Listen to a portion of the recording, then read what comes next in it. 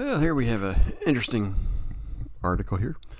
Health experts say Omicron is headed for a sharp drop. Most Americans will get infected and everyone's confused. Some truth in this headline right here. I'm grade 7, and let's get into this short article here.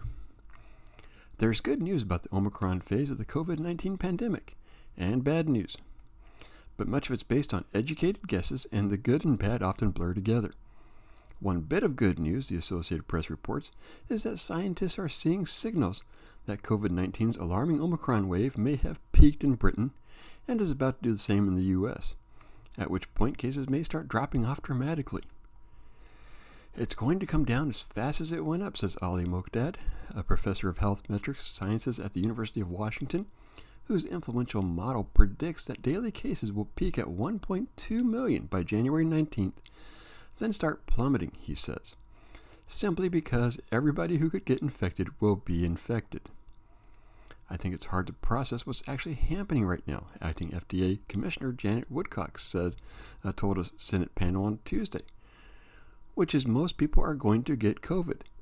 People should try to avoid infection, but as society, the priority right now should be to make sure hospitals can still function and protect other essential services as this variant sweeps through the population, she added.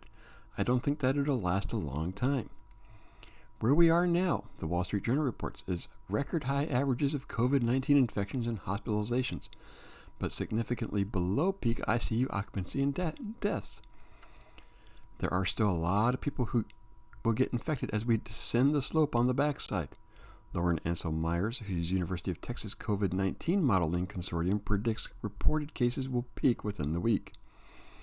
She told AP.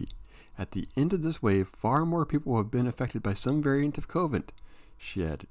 But Omicron may be the point which we transition from what is catastrophic global threat to something that's much more manageable disease. Or, Ansel Myers says, a variant worse than Omicron could strike next. As Americans push into a third winter of viral discontent, and personally I think it's only second, but a strange unity of confusion is emerging, a common inability to decipher conflicting advice and clashing guidelines coming from government, science, health, media, and other institutions. For example, the Post said, in liberal and conservative media alike, countervailing voices alternatively raise and dash hopes that the pandemic endgame is nigh, and many Americans are tuning out the muddled messages and managing the best they can. Let's just take a quick look here. I like a couple of parts of this one. This part here. Simply because everybody who could be infected will be infected. Yeah. And if you go on down, this area right here, Omicron may be the point where we transition from what is a catastrophic global threat to one that's much more manageable. This is what maybe because we finally have herd immunity, both natural and vaccinated. And most people are going to get COVID. That includes people who've been vaccinated. The vaccination hasn't been helping. And this other part right here.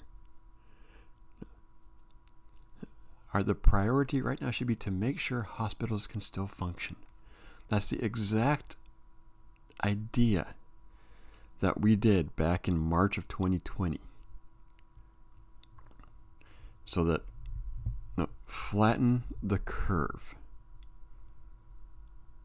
And we're still flattening the curve. Don't know. Just in this part right here now.